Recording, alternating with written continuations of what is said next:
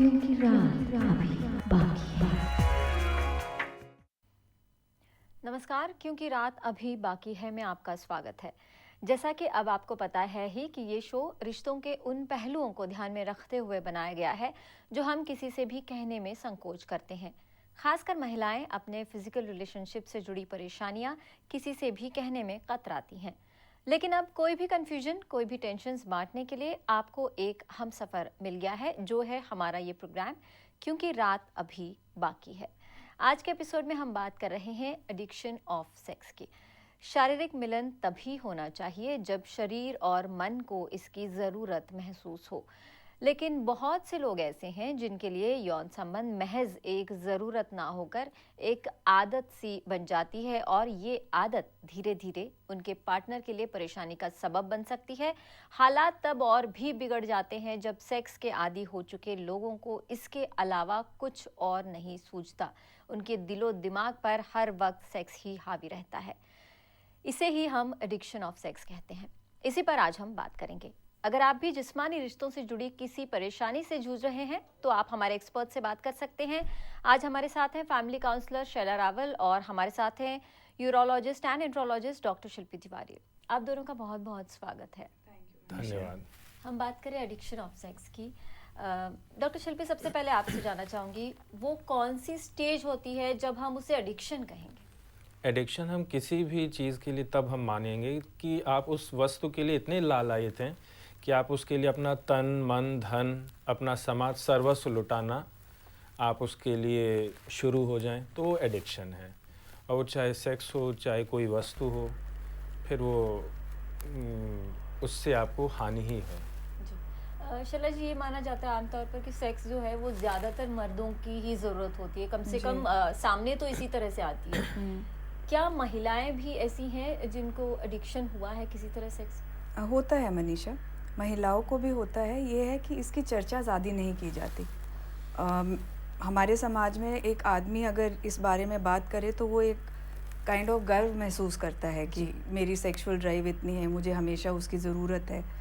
जबकि महिलाओं को समाज एक दूसरी नज़र से देखता है अगर वो इस प्रकार की खुलकर इस पर सामने बात नहीं आती। आती। हाँ जी, बात करेंगे इस पर। एक कॉलर इस वक्त हमारे साथ जुड़े हुए हैं। क्या नाम है आपका?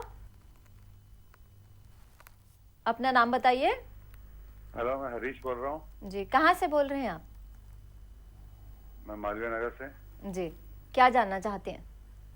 हेलो, हम सुन रहे हैं, आप बताइए आप क्या जानना चाहते हैं? मैडम, एक्चुअली एक इंग्लिश का शब्द होता है सेटिस्फेक्शन, जी और हिंदी का एक शब्द होता है तृप्त हो जाना। जी। और जो मेरी समझ में इन दोनों का जो डिफरेंस है इस हिंदी और इंग्लिश शब्द का, जी, वो कहीं पर जो है वो हमारा जो हम ढूंढ रहे हैं जी, वो बन पाता है कि हमें किसी भी तरीके से टॉपिक थोड़ा मैं मिस कर गया। जी। हेलो जी, हम सुन रहे हैं, आप बताइए। हाँ, तो वो जो थिन लाइन डिफरेंस है जी, वही जाकर कहीं जो हमारे भावना रह जाती है हमारे अंदर, जी, उसको हम ये नाम देते हैं कि एडिक्शन का, और बहुत ही एक थिन लाइन डिफरेंस रह जाता है उस फीलिंग में। और जानते हुए जी, भी या ना जानते हुए कि ये एडिक्शन है या ऐसा हो रहा है, उस भावना से निकल पाना या उस पर काबू पाना एक बहुत ही डिफिकल्ट सी सिचुएशन लगती है। जी। तो इस विषय में मैं आपकी राय लेना चाहूंगा कि क्या करना चाहिए। डॉक्टर शिल्पी, इन्होंने एक दो बातें और भी कही एडिक्शन से पहले। सेटिस्फैक्शन, एडिक्शन क्या सेटिस्फैक्शन से रिलेटेड कुछ है? इसका कोई ताल्लुक होता है सेटिस्फैक्शन से? मेरे विचार से एक भावनाओं का स्पेक्ट्रम है। एक अंत में आप कुछ, एक में फिर उसके आगे आप कुछ है लेकिन आप उससे तृप्त हो गए, फिर उससे आगे लोभ है कि आपको और चाहिए और चाहिए, और उससे भी उस परिधि को भी आप पार कर गए तो मेरे विचार से फिर एडिक्शन हो जाता है।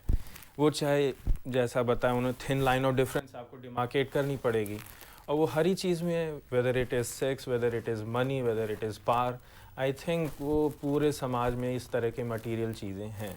और जैसा इन्होंने कहा कि अगर एडिक्शन हो जाता है तो इससे कैसे बाहर निकलें और कैसे छुटकारा पाएं, क्या कोई तरीका है कि अगर किसी को एडिक्शन हो गया है तो वो कैसे इससे निकले? ये तो प्योरली मानसिक रूप से ही आप अपने आप को ताकतवर बनाएं, विभिन्न रूप से आप अपने आप को एक्टिव रखें, आप अपने समाज का समर्थन लें, अपने पार्टनर, वाइफ, स्पाउस का समर्थन लें, अच्छी विद्या हासिल करें। अब वो कहाँ कहाँ से आती है वो विद्या, वो दूसरे उसमें हेल्प कर सकते हैं। तो ये तो एक काफ़ी जिसे कहते हैं विश्लेषण और चिंतन, ये तो काफ़ी गूढ़ विषय हो जाता है। फिर आप कैसे वो विद्या अर्जित करें कि आप इन सब से ऊपर उठ जाएं। जी, इस पर भी बात करेंगे कि कैसे एडिक्शन से ऊपर उठें, इस पर बात करेंगे। एक और कॉलर इस वक्त हमारे साथ हैं। क्या नाम है आपका? राजा। कहाँ से बोल रहे हैं आप? विजयवाड़ा से। विजयवाड़ा से बोल रहे हैं। सवाल पूछिए अपना। जी, अपना सवाल पूछिए। जी मैडम, मेरी शादी हुए 5 इयर्स हो रहे हैं जी। और मेरी बेबी अभी, मेरे घरवाली अभी प्रेग्नेंट है जी। तो इसका 4th मंथ चल रहा है जी। और इसका यूट्रस बहुत छोटा है। जी। तो क्या इंटरकोर्स करने से कुछ दिक्कत आएगी? शैला जी, क्या कहेंगी आप? 4th मंथ है और कुछ कॉम्प्लिकेशंस ये ये बता रहे हैं। हाँ जी, तो सबसे पहले तो मैं यही एडवाइस लूँगी कि सबसे पहले तो जो आपकी वाइफ के गायनेकोलॉजिस्ट हैं उनसे ज़रूर आप जांच करा के सलाह ले लीजिए। बट आम तौर पे जैसे आप कह रहे हैं first trimester, first 3 months over हो गए हैं, 4th मंथ है, तो 4th मंथ में जो 1-2 चीज़ें होती हैं कि अब्डोमेन, जो उनका स्टमक वाला रीजन है जहाँ बेबी है, उस पे प्रेशर ना डालें जब भी आप एक फ़िज़िकल संबंध इस्टेब्लिश करते हैं, उसका ज़रूर ध्यान रखिए। बट जो कॉम्प्लिकेशन आप बोल रहे हैं कि यूट्रस स्मॉल है, वो मैं आपको नहीं इतनी जानकारी उस पर दे पाऊँगी। आपकी जो गायनेकोलॉजिस्ट है वो आपको गाइड कर पाएंगे।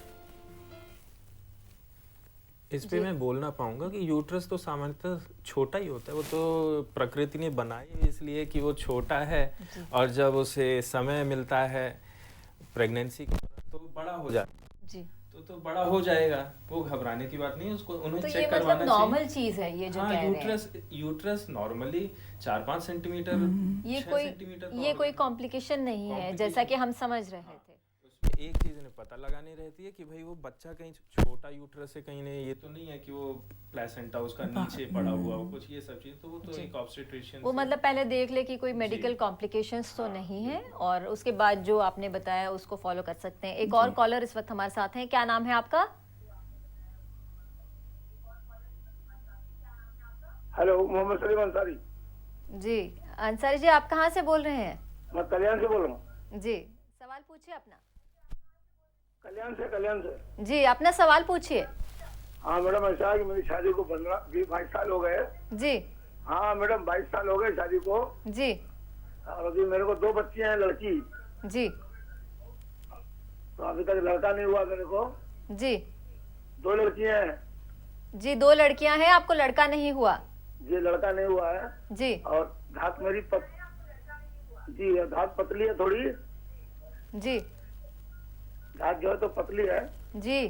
तो अभी हम जब औरत से मिलते हैं तो जरा डिस्चार्ज जल्दी हो जाते हैं। जी, ये प्रॉब्लम है। जी। इसके अलावा क्या लड़का नहीं है, ये इससे भी ताल्लुक है कुछ आपकी समस्या का? हाँ, लड़का नहीं है। ये भी इस पर बात करेंगे कि लड़का लड़की हाँ, पर। लड़का नहीं है ना। जी, लड़का लड़की पर बात करेंगे डॉक्टर शिल्पी। इससे पहले उन्होंने एक और प्रॉब्लम भी बताई है। हाँ, इनकी 2 समस्याएं, एक तो इनको लड़का चाहिए, दूसरा शायद प्रीमेच्योर इजैकुलेशन की समस्या है। जी। तो लड़का का तो यही है कि भारत देश में ये निषिद्ध है कि प्रेगनेंसी के दौरान लिंग परीक्षण किया जाए और उस अनुसार फिर डिलीवरी हो। तो इनको तो चाहे लड़का हो चाहे लड़की, उसको ईश्वर की देन समझ के एक्सेप्ट करना चाहिए, और अगर ये उसके विरुद्ध कुछ सिर्फ प्रकृति और ईश्वर के खिलाफ दगाबाजी होगी, बल्कि वो एक लॉ ब्रेकिंग एक काम भी होगा। दूसरी चीज़, जहाँ तक प्री मैच्योर एजैकुलेशन है, तो वो तो विभिन्न प्रकार के सेक्सुअल पोजेस अथवा दवाओं या मानसिक रूप से जैसे उस समय कंट्रोल करके वो इजैकुलेशन भी कंट्रोल किया जा सकता है। जिस्मानी रिश्तों में एडिक्शन ऑफ सेक्स की वजह से अगर आपका मन कहीं और नहीं लगता और ये बात आपके साथी के लिए परेशानी का सबब बन गई है, या इसके अलावा जिस्मानी रिश्तों से जुड़ी किसी भी तरह की प्रॉब्लम हो, तो आप हमें फ़ोन कर सकते हैं। आपकी प्रॉब्लम के सॉल्यूशंस हमारे एक्सपर्ट्स आपको देने की कोशिश करेंगे। आपको बस एक फ़ोन करना है, अपना सवाल पूछना है। बहुत कुछ बाकी है रात के इस बात में। एक छोटा सा ब्रेक लेते हैं और जल्द हाजिर होते हैं, क्योंकि रात अभी बाकी है।